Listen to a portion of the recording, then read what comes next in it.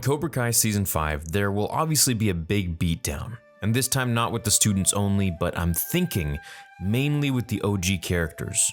And maybe we're going to even focus more heavily on these guys. In today's video, I want to break down and analyze how this fight between Terry Silver and Chozen Taguchi would go down by examining their fighting styles, their personality, physicality, and overall psychology as a person.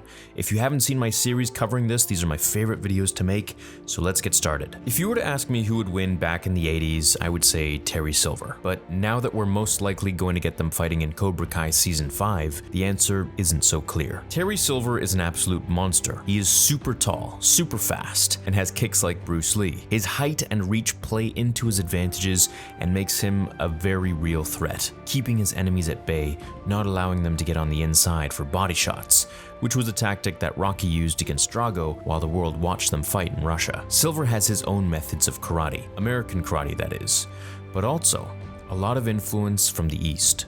Silver learned from Master Kim Sun-young in Korea, who fought in the style of Tang Soo Do. This was a martial art that was known as the traditional version of Taekwondo. Now, Taekwondo focused on punching and kicking techniques, which emphasized on head height kicks, jumping spinning kicks, and fast kicking techniques. The literal translation for Taekwondo is kicking, punching, and the art or way of, as Google would define it. Terry Silver would use his aggressive fighting style to flurry Chozen and hit him fast and angry. Now, Chozen was trained by Sato. This is like the dark side version of Miyagi-Do, who then turned to the light side. So Chozen knows all the sides of the force, so to speak, including the intense, mysterious secrets that he taught to Daniel-san, which he's been practicing for decades on his own in Okinawa. Now, not to mention, I have a theory where Sato actually trained Kreese and Silver. Now, of course, whether that's true or not, we have no idea. It's merely just a theory. But if you haven't seen my video discussing that, there are a lot of good points that I raise, which I think could actually happen. Now, while I believe there are secrets to Cobra Kai just like there are to Miyagi-Do's techniques, we haven't explored those yet in Cobra Kai. So perhaps we will in Season 5 or 6 with more Cobra Kai backstories, which would be awesome. But I feel like Chozen and Daniel could teach karate against the agreement with Cobra Kai, of course, in Season 5, and maybe Silver and Mike Barnes will pay him a visit. You know, they're gonna say, you can't do this. This could lead to a fight against Daniel and Chozen teaming up to fight Silver and Barnes together. Daniel would know a few more tricks up his sleeve, but we don't know how far Barnes has gone with his training all of these years.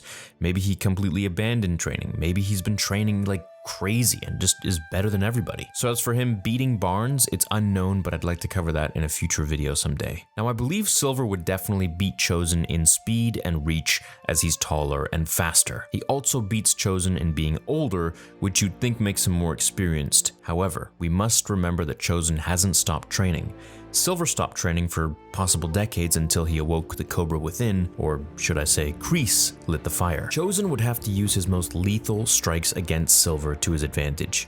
He would have to go for pressure points. However, we do know Silver knows more about Cobra Kai than we thought was available, definitely more than Johnny. And when he fought Johnny, he used a pressure point in the throat to choke Johnny out, sending him back and clutching his throat, gasping for air. A man can't breathe. He can't fight. Chozen, in order to win, would have to be very mindful of Silver's kicks and his Quicksilver method, much like how Miyagi fought Silver. A little more on the defense, much more methodical, much more patient, and letting Silver make the mistake or at least open up himself for a mistake. If Chozen can do this, I feel his technique is superior and in the end would beat Silver. But that being said, I've never had a matchup fantasy battle this difficult to figure out. The fight could really go both ways. Where Silver loses a point, he also gains one in other categories when compared to Chozen. Now, in the end, I think it really comes down to whoever makes a mistake, or in other words, whoever is more patient and waiting. This is exactly how Obi-Wan Kenobi was able to win against Anakin. It's not that he was a better fighter,